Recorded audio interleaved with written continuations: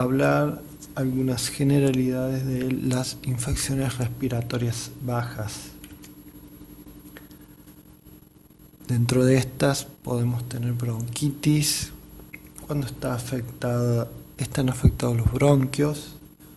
Las bronquitis son ocasionadas generalmente por bacterias y virus.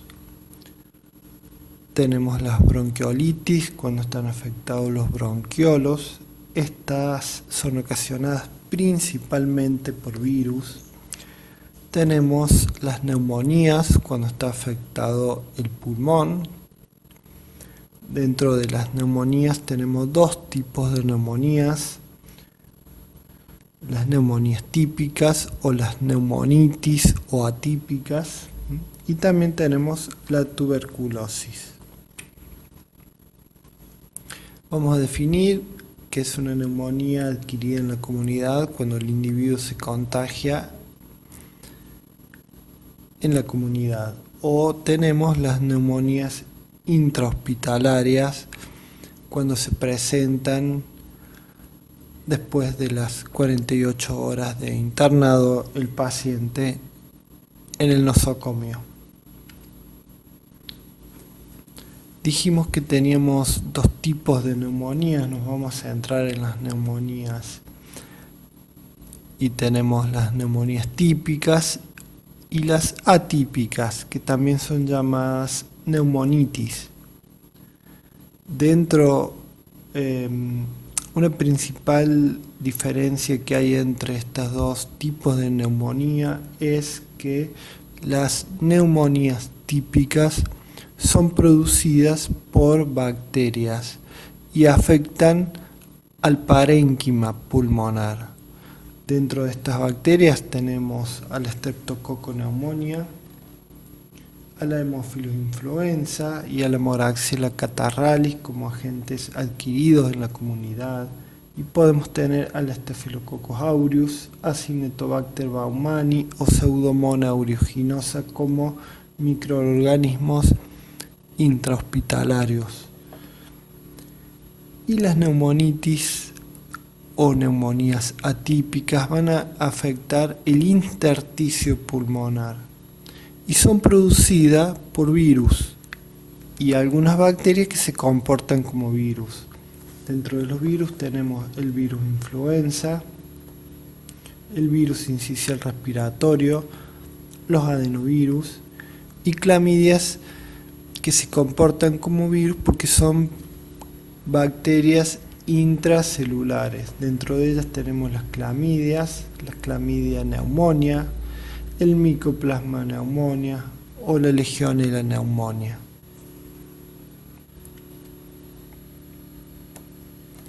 Los síntomas clínicos de una neumonía, dentro de estos podemos encontrar que el paciente va a toser, va a tener dificultad para respirar,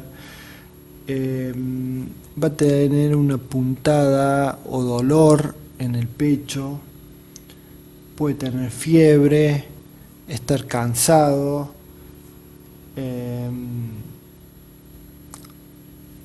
puede toser con flema, y si es un individuo adulto, mayor, puede ir acompañado de desorientación y cambios en la percepción mental por la falta de oxigenación. Las neumonías se dan principalmente, tienen un pico epidémico en los meses fríos del año. Los microorganismos que la producen se contagian por vía respiratoria. Dijimos que teníamos dos tipos de neumonía, típica y atípica. Cuando llega un paciente a la consulta médica con síntomas de neumonía, una de las primeras cosas que va a hacer el médico es solicitar una placa radiográfica.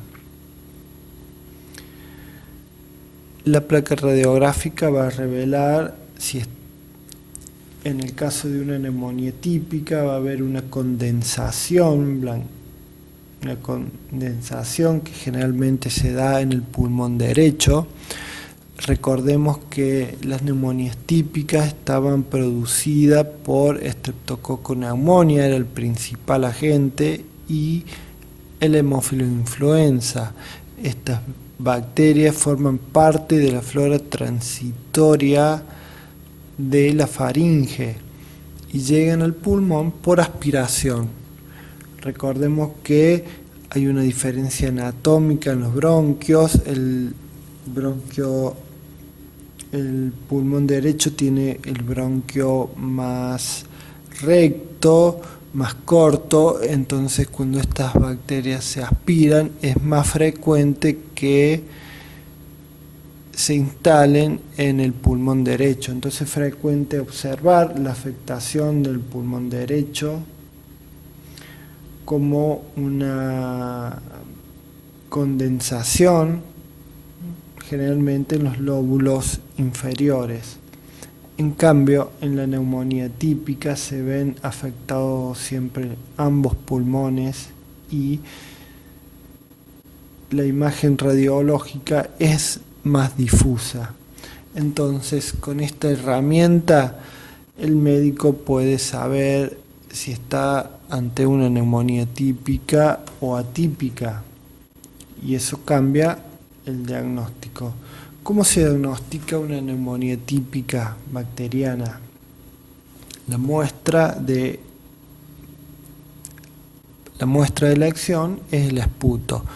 Vamos a recordar que el esputo es una expectoración que debe provenir desde el aparato respiratorio bajo. Entonces se lo hace salivar previamente el paciente para que cuando el esputo atraviese el tracto respiratorio superior no sufra contaminación o sufra la menor contaminación posible. Esto se toma generalmente a primera hora de la mañana. A veces en pacientes internados requiere de alguna asistencia de un fisioterapeuta para poder obtenerlo. Se recolecta en un frasco estéril de boca ancha que se rotula correctamente. Como vemos en la imagen, el paciente expectora dentro del frasco. Previo tiene que salivar, no en el frasco, sino vaciar la saliva antes de la recolección de la muestra. El esputo no es la muestra ideal para el estudio de una neumonía,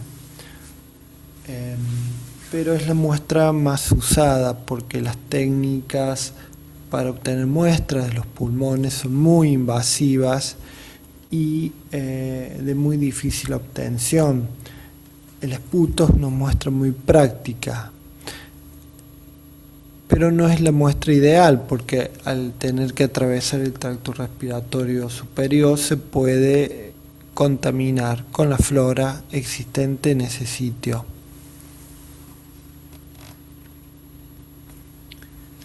El esputo es enviado a temperatura ambiente, no se debe refrigerar al laboratorio. En el laboratorio lo primero que se le va a hacer es una coloración de Gram. En esta coloración de Gram se va a valorar el esputo. ¿Cómo es esto de valorarlo? Bueno, es que el esputo, como se puede contaminar cuando atraviesa el tracto respiratorio superior, hay que ver si sirve, si está apto. Entonces, en la coloración de Gram se van a contar los polimorfonucleares y las células epiteliales. Si tiene más de 25 polimorfonucleares por campo y menos de 10 células epiteliales por campo, ese esputo va a ser apto. Eso quiere decir que proviene del tracto respiratorio bajo y que no está tan contaminado con el tracto respiratorio superior. En la imagen vemos los polimorfonucleares y células epiteliales. Si la muestra es apta, se va a observar los gérmenes y si tiene predominancia de gérmenes, o sea, predomina una morfología, un tipo idéntico de germen, por ejemplo, en la imagen predomina un diplococo gram positivo. Entonces, recién ahí esa muestra que es apta con predominancia de gérmenes se pasa al siguiente paso del diagnóstico, que es el cultivo.